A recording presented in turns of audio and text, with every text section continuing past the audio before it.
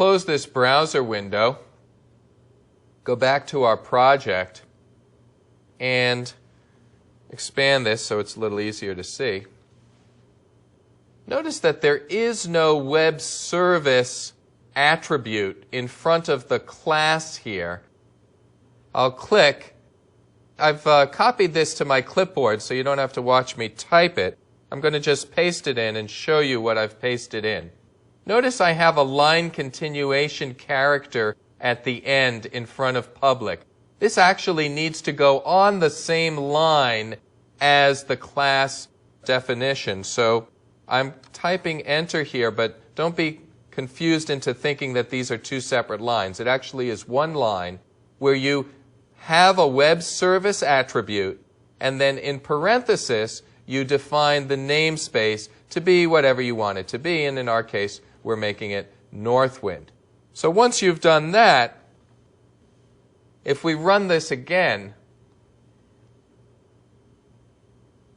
you'll see that that warning about namespace is no longer going to be provided on the web page. They'll detect that we have a namespace. We have a nice clean slate down here. And if we look at that service description again, you'll see that our namespace showed up. So this WSDL is being generated on the fly for you. You don't have to worry about creating it yourself, and you really don't even have to worry about what it means. There's good documentation on it if you're interested in seeing that. This web page also gives you a way to test out the web method that you've created. In this case, we just have our simple hello world. If I click over here, you'll notice that because there are no parameters to pass in, all I have is an invoke button. As you'll see in a moment, if there are parameters, then you'll have little text boxes provided to enable you to type in some test data so that you can invoke the web method using actual data. I'll click here, and it shows me the XML that will be returned by my web service. Using the namespace that I defined, we're going to get back hello world as a string in the form of XML. Let's take a look at a more interesting example that we've created for you, and that uses the Northwind product table. Did you guess? The Northwind product table, I'm going to open up this new, actually what I'll do is just open the entire solution inside this inventory web services, and we'll replace the stuff that we have in our test application inside of Visual Studio. So we'll open our inventory web service, and you'll see here we have pretty much the same files that we saw before, except instead of just that web service 1, we have this inventory ASMX with the corresponding VB file. And this VB file has some code that'll be pretty familiar to you by now. It has a class up here. We haven't plugged in the namespace yet. I'll go ahead and do that since we have it all handy. And then we have a web method to get all the inventory, in other words, all the product information in Northwind. And notice that this returns a data set. It's a very nice feature of data sets. They're very web services friendly. You can return a data set and you don't have to worry. Visual Studio will have an easy time encoding that as an XML response. The actual code to do it, I don't think we need to go through that in detail at this point. We're just using a data adapter to fill up our data set using a SQL string and a connection string.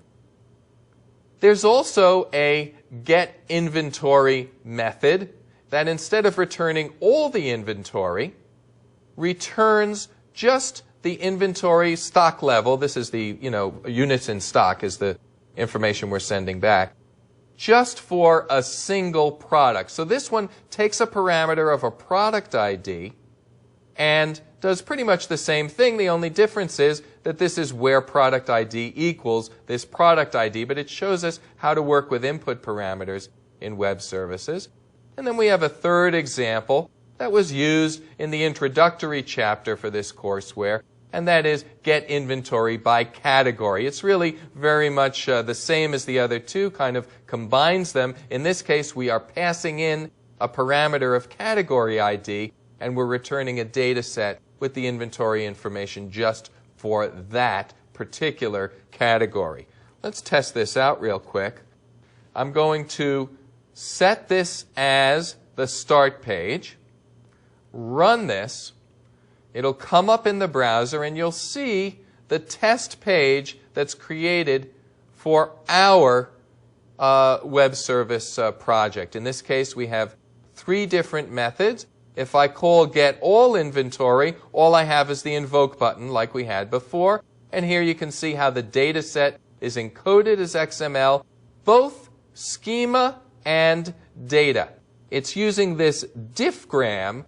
Diffgram is the XML representation of a data set. And one interesting thing about a diffgram is that a diffgram can include information not just on the current values in the data set, but also on any changes that have been made to a data set. And you can expect that at some point SQL Server will easily be able to consume diffgrams and take that XML and actually perform updates based on it. So you will be able to use web services to communicate with SQL Server. Let's back up and test out one of the methods that takes a parameter. Notice that they provide us a very nice little test bed here where we can enter in a product ID and invoke and get back the stock level just for that product. I also want to point out to you that in this test harness that they give us, there's also a description for those who need it. In other words, not everybody has the benefit of working in Visual Studio. So for the benighted people out there who are still using Notepad, this gives them the exact SOAP format that's going to be needed in order to make HTTP requests of our web service. So they really did a very nice job of automatically generating these test web pages for us, and get inventory by category, the same kind of thing. We can pass in a category ID, invoke this, and we'll just get back information on the products in that category. As you've seen, Visual Studio makes it very easy to create web services. You really don't have to change your coding style, but there is a bit of a paradigm shift that you need to make. You need to think about web services a little differently than you think about creating other functions and software applications. You want to think about having your web service package up information in a form that's often referred to as chunky, not chatty. In other words, allow someone to make a single call and get back perhaps a complex XML document that's going to give them all the information that they might need. You want to try to avoid having lots of round trips where someone's going to have to be bouncing back and forth making multiple requests of your web service. There's nothing wrong with multiple requests, but chunky, not chatty is a good guideline.